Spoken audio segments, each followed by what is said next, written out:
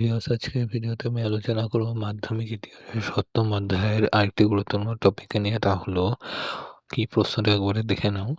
ঔপনিবেশিক শাসনকালে বাংলায় নমশূদ্র আন্দোলন হওয়ার কারণগুলি আলোচনা করো। এই কোশ্চেনটা পরীক্ষায় ৪ নম্বরেরও আসতে পারে, ৮ নম্বরেরও আসতে পারে। ঠিক আছে? এই কোশ্চেনটা দেখো অন্য আরেক স্ট্রাকচারেও দিতে পারে, দেখে নাও এটা। কিও দিতে পারে, কোন প্রেক্ষাপটে ঔপনিবেশিক শাসনকালে বাংলা নমশূদ্র আন্দোলন হয়েছিল? অ্যান্সার একই হবে। এটাও ৪ নম্বরের হিসেবে আসতে পারে বা ৮ নম্বরের হিসেবেও আসতে পারে। যদি ৪ নম্বরের হিসেবে আসে, যে কয়টা পয়েন্ট আলোচনা করেছি তার থেকে একটু পয়েন্ট কমিয়ে দিবে। ৩-৪টা পয়েন্ট, ৪টা মিনিমাম পয়েন্ট দিবে, ৪-৫টা। আর ৮ নম্বরে আসলে যে কয়টা পয়েন্ট দিয়েছি সবগুলোই লিখবে। চলো দেখে নাও এখানে অ্যান্সারটি।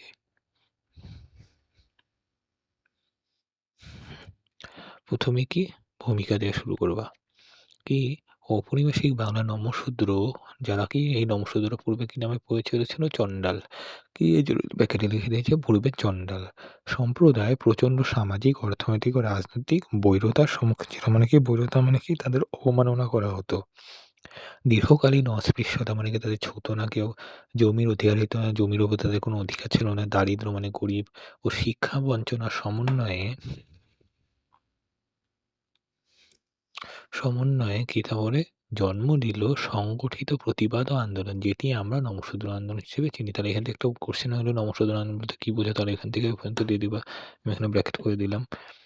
ঠিক আছে? যদি মানে ২ নম্বরের কোশ্চেন হিসেবে যদি আসে নমশূদ্র আন্দোলন কাকে বলে, এখান থেকে এই পর্যন্ত দিয়ে দিবা, তাহলেই হয়ে যাবে। এখান থেকে একদম এই পর্যন্ত। তারপরে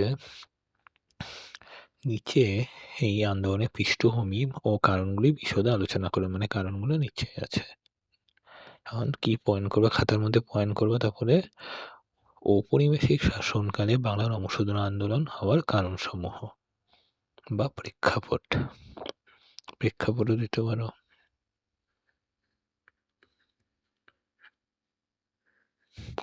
এখন দেখে নাও ১ নম্বর পয়েন্ট, মানে ১ নম্বর কারণ, সামাজিক অবমাননা ও অস্পৃশ্যতার ধারাবাহিক অভিজ্ঞতা। এটার মধ্যে দেখে নাও এখন। অব্যাহত সামাজিক বহিষ্কার মানে কি, কি সমাজ থেকে কি বহিষ্কার করে রাখা হয়েছে তাদের? মন্দির প্রবর্তন, পানীয় জল, সাম সমাহু আ সরি সামূহিক স্থানে প্রবেশ নিষেধ ইত্যাদি ক্ষেত্রে নমশূদ্রদের জীবনের প্রতিটি ক্ষেত্রে আবদ্ধ ছিল। উচ্চবর্ণের সমাজ ব্যবস্থা অস্পৃশ্য শ্রেণী হিসেবে তাদের এভাবে চলত। এটি প্রত্যক্ষ লাঞ্ছনা, আত্মসম্মানহানি ও দৈনিক অবমাননার কারণ হয়ে ওঠে। এই ধরনের বিস্তৃত সামাজিক অবহেলা মানুষের মধ্যে আত্মসচেতনতা ও প্রতিরোধ বলতে বাধ্য করে। মানে কি, এই নমশূদ্রদের সহজ ভাষা বলতে গেলে নমশূদ্রদের কি করতো, মন্দিরে ঢুকতে দিত না, তাদের সর্বসাধারণের ব্যবহার করা জলাশয় থেকে তারা জল নিতে পারত না, এবং বিশেষ কোনো স্থানে তারা প্রবেশ করতে পারত না। মানে কি, উচ্চমানের সমাজ অবস্থা, উচ্চমানের মানুষরা তাদের কি করে অস্পৃশ্য শ্রেণী হয়ে যেত, মানে কি তাদেরকে ছোঁয়া যেত না, তাদেরকে ছুলেই তার মানে কি উচ্চমানের মানুষরা কি অসুচ হয়ে যেত, অশুচি হয়ে যেত। তাই তাদের কি এইভাবে হেয়ভাবে করা হতো সমাজ থেকে। এটি প্রত্যক্ষ লাঞ্ছনা, আত্মসম্মানহানি ও দৈনিক অবমাননার কারণ হয়েছে। এর জন্যই তারা আস্তে, আস্তে গিয়ে প্রতিরোধ গড়ে তুলতে বাধ্য হয়। এখন ২য় পয়েন্ট দেখে নাও। ২য় পয়েন্ট হলো অর্থনৈতিক শোষণ বা জমিদার, মানে ২য় কারণ। নমশূদ্ররা প্রধানত কৃষি ও জলে নির্ভর পেশায় নিয়োজিত ছিল। মানে অনেকে কৃষক ছিল, অনেকে চাষী ছিল। কৃষক, চাষী, তারপরে কি অনেকে জেলে ছিল। এই জীবিকাতেই তারা নিযুক্ত ছিল। কিন্তু তাদের অধিকাংশই জমিহীন ক্ষেত মজুর ছিল বা নাবালক দাসত্বের মতো অবস্থায় জীবন করা হতো। মানে কি, তাদের কোনো জমি ছিল না। অন্যের জমিতে গিয়ে সেবা করতো, তাদেরকে জমি চাষ করতো। বিনিময়ে তারা কি খুবই কম পরিমাণ শস্য পেত বা মজুরি পেত। কৃষি ব্যবস্থার পরিবর্তন, জমির মালিকানায় ক্যা আ সরি ক্যানোনিকাল আইন, মানে কলোনিয়াল আইন হবে এটা, ঠিক আছে? মানে ব্রিটিশ আইন, সবথেকে ভালো এটা লেখে দাও ব্রিটিশ আইন। ব্রিটিশ আইন ও ব্রিটিশ উদ্যোগী ভূমি ব্যবস্থার কারণে তাদের জীবিকা আরও অনিশ্চিত হয়ে পড়ে। আর্থসামাজিক দুরবস্থা রাজনৈতিক সচেতনতা বাড়ায়, মানে এইভাবে সামাজিক, অর্থনৈতিক দিক থেকে, সামাজিক দিক থেকে তাদেরকে দূরে, দূরে রাখা হয়। এর ফলে কি হয়, তাদের এই অর্থনৈতিক দিক থেকে শোষণও করা হয়। এগুলো এক্ষেত্রে কি হয়, তারা রাজনৈতিক সচেতনতা তাদের মধ্যে সৃষ্টি হয়। জীবিকা রক্ষার লড়াই আস্তে, আস্তে রাজনৈতিক দাবি হয়ে ওঠে। এর ফলে তারা কি করে, নমশূদ্র আন্দোলন গড়ে তোলে।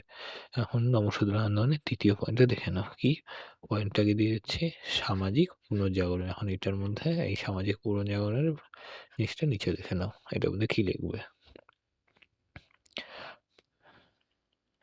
ব্রিটিশ শাসনের ফলে পশ্চিমা শিক্ষাটা কি ওই যে ওয়েস্টার্ন এডুকেশন ও মিশনারি কার্যক্রম নমঃশূদ্রদের মাঝে পৌঁছায়। স্কুল, কলেজে প্রবেশ তাদের মধ্যে নতুন সচেতনতা মানে আত্মচেতনা, দাবি ও সংগঠনের ধারণা সঞ্চার করে।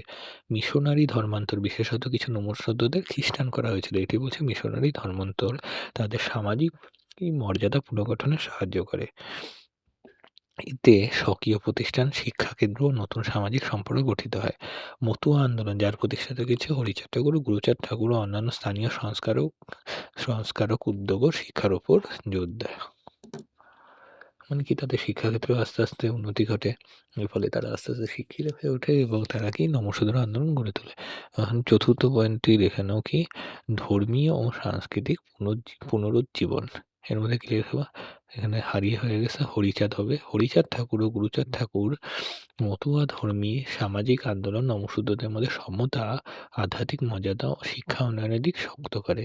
মতুয়া চেতনা সামাজিক আত্মসম্মান ও সংগঠিত প্রতিরোধকে উৎসাহিত করে। এটি জীবনধারা সংস্কার হিসেবে রাজনীতি দাবিতে পরিণত হয় এবং তার আগে পরবর্তীকালে কি এই নমঃশূদ্র আন্দোলন গড়ে তোলে। পঞ্চম পয়েন্ট কি দিবা? রাজনৈতিক উদ্ভব ও সংগঠনের সূত্রপাত। স্থানীয় নেতৃত্ব যেমন গুরুচাঁদ ঠাকুর, হরিচাঁদ ঠাকুর সমিতি ও সামাজিক পরিষেবাগুলি নমঃশূদ্র সমাজকে সংগঠন করে নিত্যদিনের সমস্যাগুলো নিয়ে আন্দোলন গড়ে তুলতে সহায়তা করে। যেমন উদাহরণ কি এর ক্ষেত্রে নমঃশূদ্র উন্নয়ন সমিতি এগুলো মানে আজ এছাড়া বিভিন্ন সমাজসেবা গোষ্ঠী এগুলো ন্যায়িক দাবি যেমন চাকরি, শিক্ষার সুবিধা, আলাদা প্রতিনিধিত্ব ইত্যাদি ক্ষেত্রে কি দাবি তোলে এবং তারা কি এগিয়ে আসে। ব্রিটিশ প্রশাসন থেকে আলাদা সুবিধা ও প্রতিনিধিত্ব পেতে রাজনৈতিক দাবি করা হয়েছিল। ষষ্ঠ পয়েন্ট কি? ষষ্ঠ কারণ কি? ন্যূনতম নাগরিক অধিকারহীনতা। মন্দিরে তাদের প্রবেশ করতে দিত না, স্যানিটেশন, জলাধারে প্রবেশ করতে দিত না। এইসব ন্যূনতম নাগরিক সুবিধা থেকেও বঞ্চিত ছিল নমঃশূদ্ররা। সামাজিক ভোগান্তি ও দেহাচার নির্ধারণ তথা পলিউশন বা রিচুয়াল পিউরিটি তাদের উপর মানসিক আঘাত তৈরি করে, যা সংঘবদ্ধ প্রতিরোধের কারণ হয়। সপ্তম পয়েন্ট কি? জাতীয় রাজনৈতিক প্রেক্ষাপট। কি ক্ষেত্রে জাতীয় রাজনৈতিক প্রেক্ষাপটে তার আন্দোলনটা সংগঠিত হলো এটাও দেখে নাও। পরাধীনতা আন্দোলনের জোরে জাতীয় রাজনীতির উত্তরণ অনেক সম্প্রদায়কে রাজনৈতিক চেতনা দেয়। নমঃশূদ্ররা তাদের অধিকার লড়াইতে জাতীয় রাজনীতিকে ব্যবহার করে। অন্য অঞ্চলের দলিত আন্দোলন ও বামপন্থী কৃষি সংগ্রাম নমঃশূদ্রদের আন্দোলনকে অনুপ্রাণিত করে। মানে অন্যান্য অঞ্চলে যে দলিত আন্দোলনগুলো হয় এবং বামপন্থী কৃষি সংগ্রাম হয় তা নমঃশূদ্রদের আন্দোলনকে অনুপ্রাণিত করে।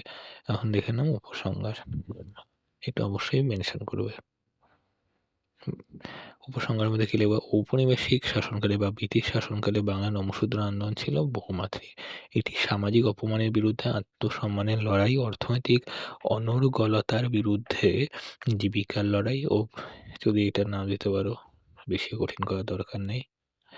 কি এখান থেকে লিখবা এটি সামাজিক অপমানের বিরুদ্ধে আত্মসম্মানের লড়াই, ধর্মীয় পুনর্জাগরণের ফল এবং ব্রিটিশ প্রশাসনিক শিক্ষাগত পরিবর্তনের উপাদানগুলি মিলিত প্রতিফলন। হরিচাঁদ ঠাকুর ও গুরুচাঁদ ঠাকুরদের মতো স্থানীয় নেতা, মিশনারি ও শিক্ষা প্রচেষ্টা ও রাজনৈতিক সংগঠনগুলো মিলিয়ে নমঃশূদ্ররা সংগঠিত হয়ে তাদের মর্যাদা, অধিকার ও নাগরিক পরিচয়ের জন্য সংগ্রাম করে। ঠিক আছে, ভিডিওটি এই পর্যন্তই। ভিডিওটি ভালো লাগে তাহলে লাইক করে দিও, বন্ধুদের মধ্যে শেয়ার করে দিও এবং চ্যানেলটি অবশ্যই সাবস্ক্রাইব করে দিও। ধন্যবাদ।